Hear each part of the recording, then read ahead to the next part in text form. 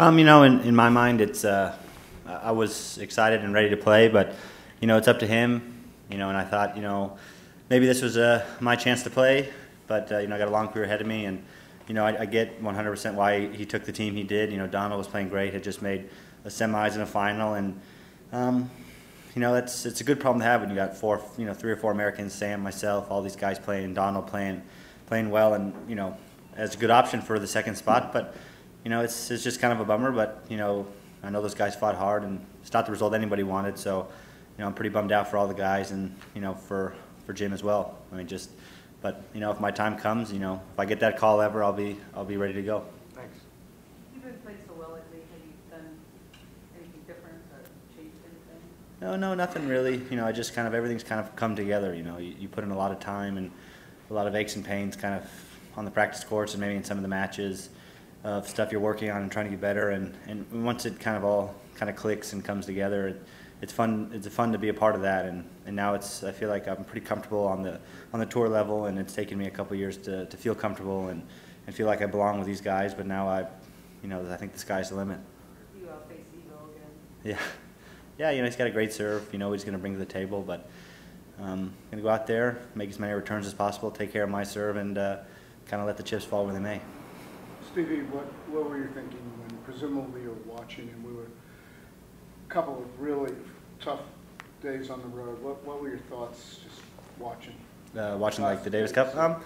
It's heartbreaking, It's John's a real close friend of mine, and to watch him battle for 5 hours and come out on the wrong side is hard. I took that hard, just because John's a close friend, and we all play for the U.S. and we love to play for all the Davis Cup and everybody who kind of supports us, and it just was a bummer. I was kind of very heartbroken for him, that long day, but that's tennis. Some days you don't come out on the winning side, but I mean, he came out and he battled pretty well against Andy, but he's top 5 for a reason, and he's a good tennis player. So your team talks about your tremendous play as a team player, and you've had a lot of experience in hostile sites. I presume Athens and presume Westwood's not that much fun. Yeah.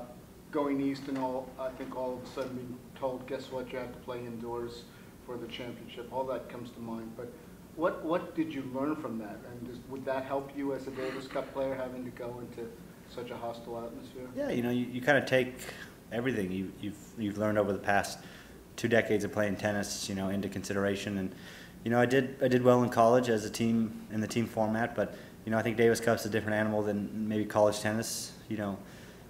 But I've succeeded in team tennis before, and I feel like I think I played some of my best tennis, I think, in those atmospheres. But I respect what Jim, the decision he made, with Donald and John and the Bryans. I wouldn't say anything negative about it. So it's kind of beating a dead horse at this point.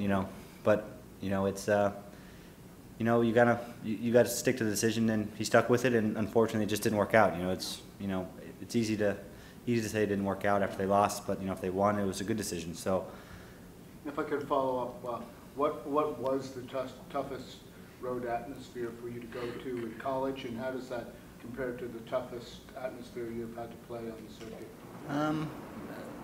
Probably playing in Athens was always tough. We only played Georgia there once, so that was definitely a tough one. Stanford a few times was really tough for us. Westwood, those kind of areas were always a bit hostile. But last year at the French, I played the young French kid in the first round, and it was, that was as tough as environment I've ever played in against locally.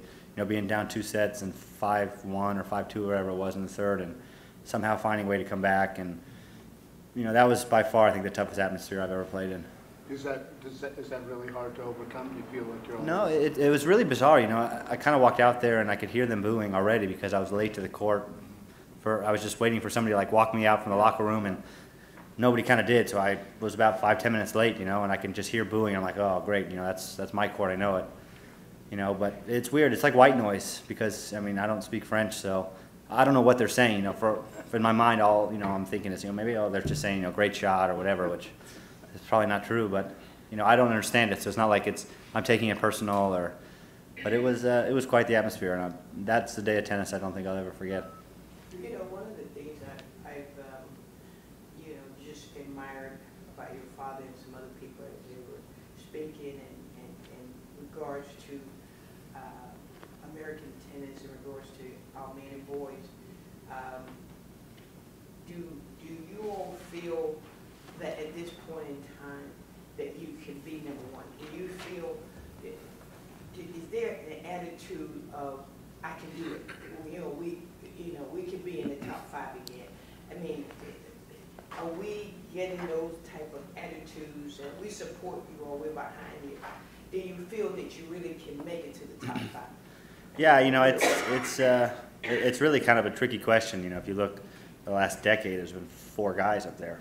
I mean, it's kind of a bummer that there's 4 guys that are just better at tennis than everybody else at this time. I mean, it's fun for the game because those guys can do things that as a guy who's 40 in the world or whatever, I'm just looking at them, I'm just in shock and awe that these guys are able to do these things. But, I definitely think top 10 is possible for a lot of Americans, and I think from there it's just, you're kind of on your own, what you're going to make your own, kind of destiny at that point with, what you bring to the table on a daily basis, how you do in those big matches. There's a lot of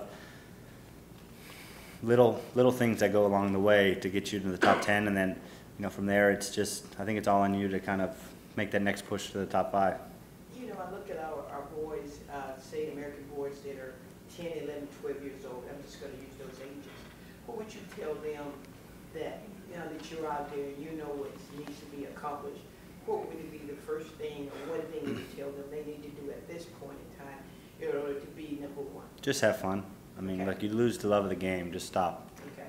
I mean, I had a lot of, I didn't play tennis exclusively until I was 16, 17, so I played every other sport possible, and, I loved going out there to play tennis, so it was never, Wednesday again, like, I don't want to go practice, it just doesn't sound fun to me, and you kind of lose the passion for the game, and I think that was something really big for me that, I never lost that, and I still haven't lost it today. So I think that's the biggest thing for the young kids, maybe it's not, you don't need to play 10 hours of tennis a day to make your dream come true. I mean, it's, you got to just enjoy the process and go along with the growing pains of it. Stevie, it's great to see, it's so easy to root for you and John and the guys that did play college tennis, and it's kind of ebbed and flowed philosophically with respect to whether a pro prospect should even bother with college tennis or just go straight in, and you and John did and Jack and Donald didn't. So at this point, when you look at college tennis, do you think it has enough to offer to help a guy? Absolutely. Okay. I mean, it's everybody. I mean, look, I'm a big proponent for college tennis. Don't get me wrong. I'll never say anything bad about it. But it varies case to case. John and myself, like, let's say compared to Sam, it's like, John and I weren't ready at 18. We just physically mature. We weren't ready. John will say that. I have no problem saying that. Sam at 18 was winning challengers and was 100 in the world. Like, there's no need for him to go to college. If you're 100 in the world at 18, you're ready to go. I mean, you're ready to win these matches and stuff. So it's really a case-to-case basis. You see guys like Kyrgios and Kakanakis. Those guys are ready. I mean, those guys don't need to go to college. You see guys, if they're 300-400 and they're staying there, maybe, go to college and mature and kind of figure out what's missing. And then, if you win college your first, second year, then you're ready. You leave and you go out there. But I don't think there's a rush. The average age of the top 100 is like 27, 28, 29, something like that. So it's not like if you're not breaking into the top 100 at 19, 20, it's time to call it a career. I mean, it's just getting longer and guys are getting smarter, I think. Steve, you and a lot of the Americans are comfortable here on the hard courts, and it's in the U.S. But looking a little bit ahead, there have been different sort of strategies about going over to Europe for the clay. Some go early, some go really late. What's your plan at this point? My plan at this point is I'm going to play Monte Carlo, and then I'm going to come back and then play Rome, Madrid, Nice, Paris. Come back, and kind of depending on how I do in Paris, depends on how many weeks I play on the grass, but. I've gone over for 8 weeks straight the last 2 years, and by the time I got to Wimbledon, I was a bit fried and mentally just a bit toasty. So probably going to do it a little bit different this year, and I got another 10 years out here, so it's not like I'm going to make or break it this year, and you kind of keep learning from the mistakes you make, and maybe coming back after the French will help me on the grass, or maybe it'll hurt me from the jet lag, but. Mentally, I think it'll do me a little bit of good. But you're going to go to Monte Carlo and come Yeah. back to the States after that? Yeah, and have a good 10 or 2 weeks, I think, and then Okay. Madrid, Rome. I'm assuming, I'll stay, in the main draw, so it's mandatorily play those, and, I've never been there, so it'll be fun and exciting to go there and play new events. Just a fun question, sort of a locker room question. When all's said and done, say the surface is neutral, slow, hard court, who do you think the best would be between Roger, Rafa, and Novak? I think Roger's the best. I mean, he's got, I don't know, 19 Grand Slams. I don't know what the number is, but he's got a lot. And without Rafa on clay, he's probably got about 6 more. So, I mean, the guy's pretty good at tennis, and in his heyday was unstoppable. I mean, it just didn't matter what anybody else did. But, Novak's getting to that point. He's playing great tennis. But, it's fun to watch those guys, I will say. I mean, it is fun to go out there and watch those guys and see how they compete and how they prepare. And the 1 or 2 things that are just great about it, is it the arsenal of the shots or just the management of matches and career? On those guys' part or my part? No, on Roger. Oh, yeah. I mean, it's people are born to do certain things, He was born to be a tennis player. He's never been hurt. He's never missed significant time. He's never, he's the face of tennis for a good reason. He's the best ambassador for the sport I think we have. And without him, I think tennis would not be as popular as it is today. I mean, so we have a lot to thank for some of those guys for what we're all receiving. So.